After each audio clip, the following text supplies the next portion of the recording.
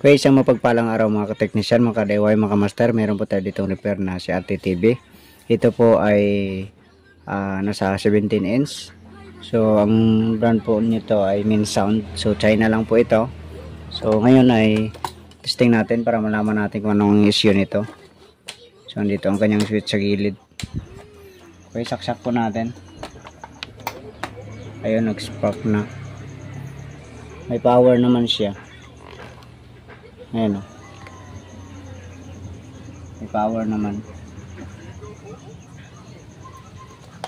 Power on natin sa remote.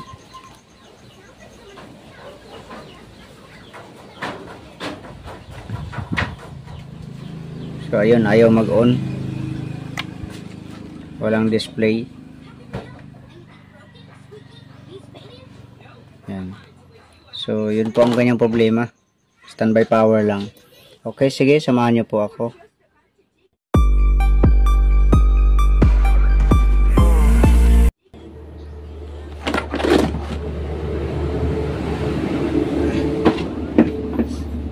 So, ito po ang kanyang laman. Yan, so medyo sariwa pa naman. May konting kalawang lang. So, pwede pa ito. So, nabili lang po natin ito sa Bakal Bote, kaya bibenta po natin ito. Okay, sige. Linisan ko muna, tapos i-resolder ko na. Okay, ito na po, nalinisan na natin at saka na-resolder na rin natin hanggang dito sa video drive. So, itong ano na to, jumper na to ay kinalawang na kasi yung mga dito, jumper na original niya. So, ngayon, bali nag-jump na lang tayo ng wire para nakaabang na tayo in case man na maputol yung dating jumper dito sa ilalim. So hanggang dito kasi yan, may jumper yan hanggang dito sa taas. So ito lang, lagay na lang tayo ng wire. So ngayon testing natin para malaman natin kung mag-on na siya. Bale 250 ang ating range. Yan, tapos saksak natin. Yan. Power on natin sa switch. Dito tayo mag-abang sa horizontal out.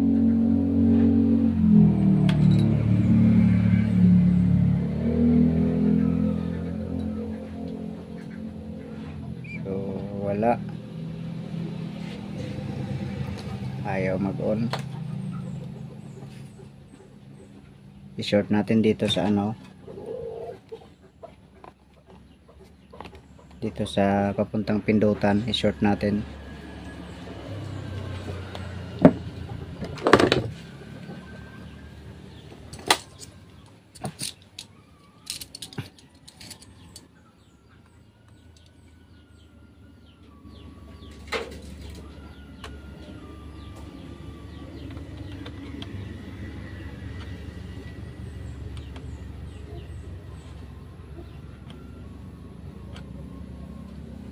Ayaw mag-on. Check natin ang supply dito sa chopper transformer.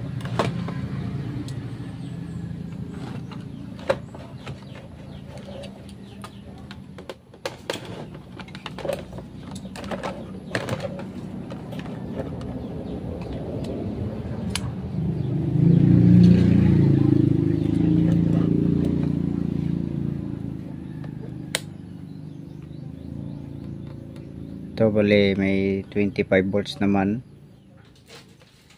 may 12 volts, tsaka may 15 volts.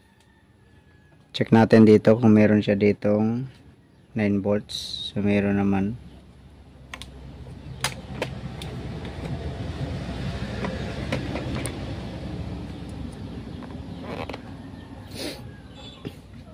Dito sa wire papuntang video drive. So meron naman siyang 9 volts. Ayan, 8 volts meron. 30 volts meron naman. Pero ayaw siyang mag-on. Bakit ayaw mag-on ito? So So check natin dito sa base ng ano,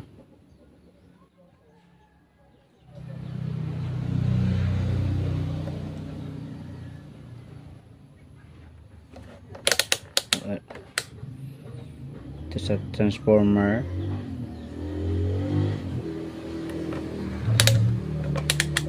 Sa base tayo ng horizontal output. So wala.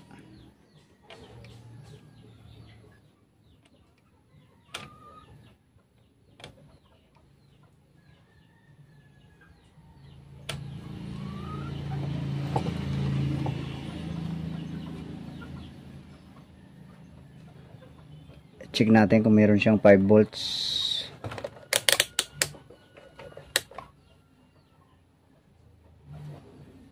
Meron naman.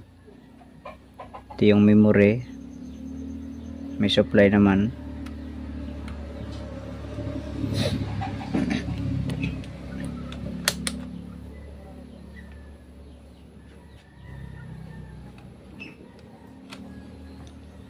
Ito tayo sa may papuntang pindutan.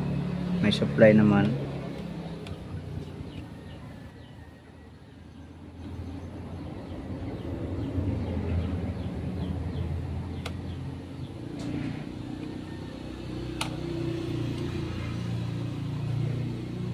Ayaw mag-drop.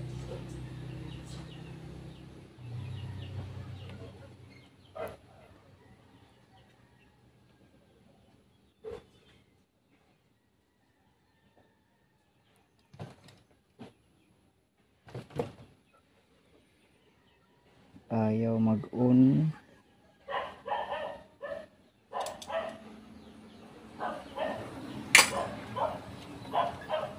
Kabit natin itong ano niya.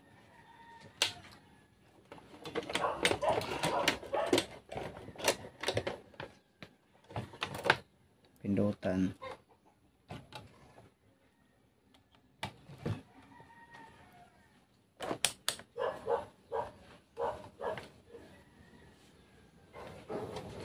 Pindutin natin. Wala. Dito sa base ng ano, parang mataas. Collector, may voltahe. Ito ang mataas, so. Sa base ng horizontal driver transformer, transistor. Wala naman tayong ano, wala naman tayong hinang na nag short, nagdikit. Okay naman ang mga hinang natin.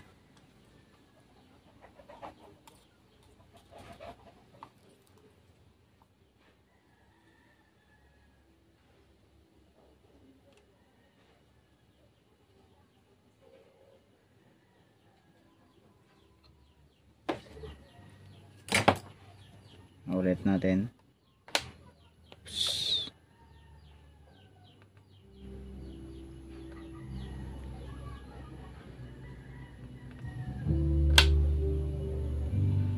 Kung mapansin nyo yung ano, base ng horizontal driver transistor, yan, i-on natin.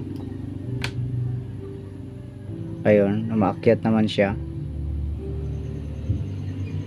Siguro sira ito. Check natin ito. Itong horizontal driver out transistor. Ito na tanggal na natin. Bali napalamig na rin natin ito. So ang kanyang number ay C2383. So check natin. Ito yung base nito. Ayan. Ayan. So ang range natin ay times 10K. I-reverse natin ang test rod. Ayan. Ito yung emitter. Ito yung collector sa gitna. Collector to emitter. Ayan. So forward muna natin, balik. Ayan, yung base ito sila pinakagilid sa ilalim. Tapos collector to emitter. So may leak siya. Okay, sige, meron tayong pampalit. So ito yung luma. Ayan, ito yung pampalit natin. Okay pa to eh. Kabit muna natin.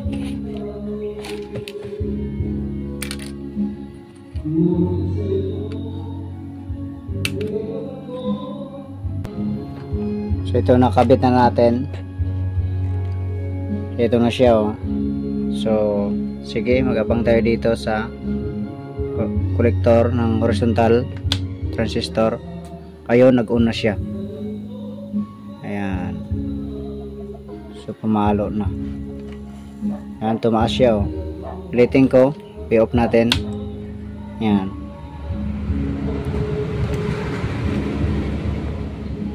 Okay, dito tayo magabang. On. Ayan. Ayun, umakyat. So kapag sa base naman tayo, dapat ay easy ang ating range. 10 ang ating settings. So ito yung base. Ayan. Ayan, patayin ko muna. Ayan. Power on ko. Yun, umakyat. Dito rin sa base ang transistor. Ayan, i-ano natin. Dapat pinatay ko muna. Ito i-on natin. Ayun. So mababa lang ang kanyang voltahe. So kanina kasi mataas ang voltahe niya. Tingnan natin ang screen.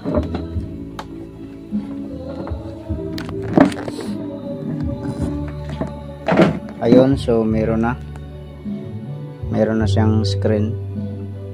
So ito nasa ano lang yan, hindi nakakabit yung degaussing coil eh. Okay, so okay na siya. Bale dito lang yung problema niya, kaya ayaw mag-on yung transistor na yon. Ito na siya. Saan na nilagay ito?